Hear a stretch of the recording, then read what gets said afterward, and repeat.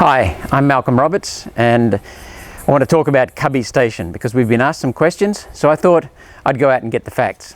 These are some of the facts. Cubby has no water allocation. Secondly, Cubby takes water only in flood and only when approved by the Queensland Government. Thirdly, Cubby right now has no water in any of its impoundment cells, no water in any of its diversion channels. There is no water at Cubbie Station. Fourthly, there are no crops currently being grown at Cubby because there is no water. So let's go and have a look at Cubby. To understand Cubby, we need to understand three key things. First of all, the founder of Cubby is Des Stevenson. He died in 2000. And he was an earth-moving contractor, so he had a very fine eye for levels and quantities of dirt, and also the flow of water.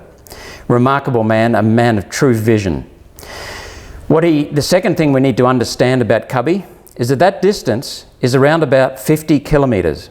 That's a little bit less than the distance from Sydney to Gosford, and a little bit around about the distance from Brisbane to the northern part of the Gold Coast. So it's a long distance. The third thing we need to understand is that the rivers here, the Culgoa River, which flows that way, and the Balonne Minor River are diverging. They were part of the Balonne River and they're diverging as they flow out across this very vast and very flat floodplain. There is a very, very gentle gradient going down here. Most people wouldn't even be able to pick it, but a man like Des Stevenson could. So with some of his money that he made from earth moving, he bought a property here. And then he started to realise, and he bought other properties. And he combined 12 different properties here. And that gave him the distance and the area he needed for this remarkable scheme. So this is a floodplain. The water just floods in this direction in a big flood. The design of Cubby is remarkable as well because they've segregated the future water impoundment channels here, water impoundment cells, and the croplands here. And they've allowed floodplains here to remain intact, and floodplain there to remain intact, and floodplain down here to remain intact. So this is environmentally very well designed.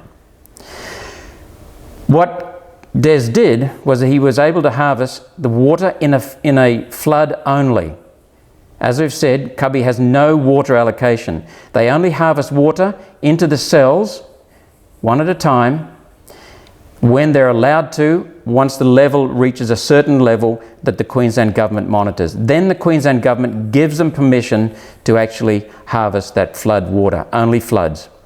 So they fill up these water impoundments, and then that keeps them in water for a couple of years. And there are two crops they've grown here. One is winter wheat, which they'll grow only if they have winter water. They don't use irrigation.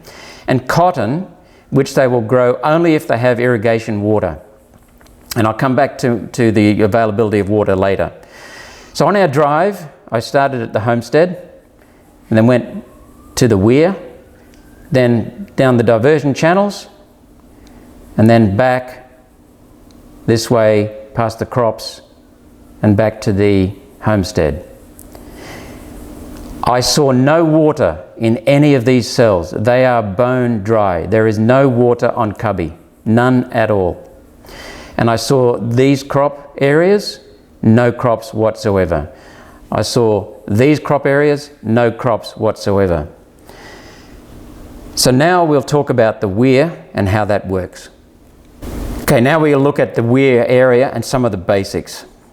First of all, I went upstream and there is no water in the Culgoa River, none at all. I went to the Weir. There is no water flowing through the Weir because there's no water coming in to the river.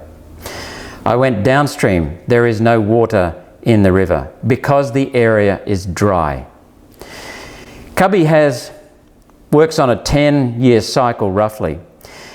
In every 10 years, they have 6 to 7 years of which they expect to plant crops. About 100% of their crop area can be planted. In 3 to 4 years of those 10 years, they will have a low percentage of crop area sowing crops.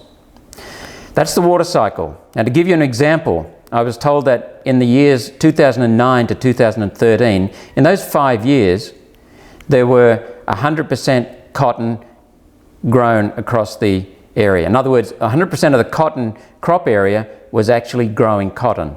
In 2014, only 65%. 2015, only 15%. 2016, back up to 50%, so they actually harvested a flood somewhere in there. 2017, 15%.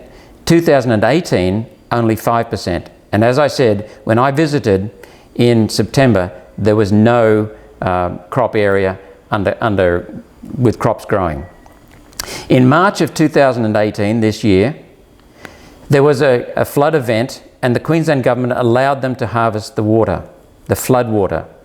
Cubby declined to harvest it because they thought it would have minimal benefit to their farm, but maximum benefit to the environment, so they let it go. The third thing is around the Weir. I took note of the detailed and accurate live measurement of river and water flows. Cubby is the pioneer in doing that in the Murray-Darling Basin, and that is a wonderful leadership that it is showing there, because by accurately measuring river flows and water flows, they are able to measure the water flowing over the Weir, and they're also able to measure the water flowing in the diversion channels and the water flowing in other areas of their project. Very accurate live measurements, something very few people do in the Murray-Darling Basin, key to managing the basin. So by careful measurement and by careful surveying and design and wonderful engineering design, Des was able to capture the flood water. Previously, prior to Des Stevenson doing this wonderful project, the water just simply flooded through here, soaked into the floodplain and was lost. And while it was soaking, it was also evaporating. What Des Stevenson was able to do through clever design was able to harvest that water into impoundment cells and then use that over the years in the future until the next flood harvesting event. It's important to understand that the Weir does not stop the water from flowing downstream. The Weir is just like many country towns and just like many properties out here. Rivers, creeks have weirs on them. That's how humans get water, and that's how stock gets water. Cubby, remember, has no water allocation. It does not take water from the river. It takes water only from flood harvesting. It's just a nonsense to say that Cubby's Weir is holding water from going to the Darling. And yet that's exactly what the Greens, including one of their MPs in Parliament, claims. They shot a photo of the Weir which showed water in the Weir. Well, hello, you can go to any river out here and next to a town you'll find a Weir. You can go to many properties. And they tried to portray that Weir, which is just a low wall in the river, that Weir was stopping the water from getting to the Darling, because what they showed was water in the Weir and nothing downstream. That's exactly what happens in normal conditions out here in Western Queensland and Western New South Wales. So the Greens were misrepresenting this wonderful project. They were basically telling lies about this project. So what you can see is that when facts replace ideology and ignorance, we can see the truth. And that's what matters to us. Secondly, I hope you can see the importance of this visionary project for jobs in regional Australia. And thirdly, what we've done here, or what Cubby has done, is converted a low productivity region into a high productivity region. And that's wonderful for the whole country.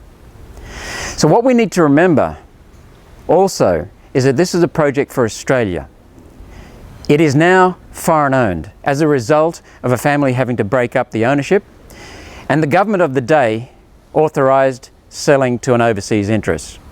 We'd prefer Australian interests, but we must get behind Australian interests to make sure they stay Australian. Thank you very much for listening.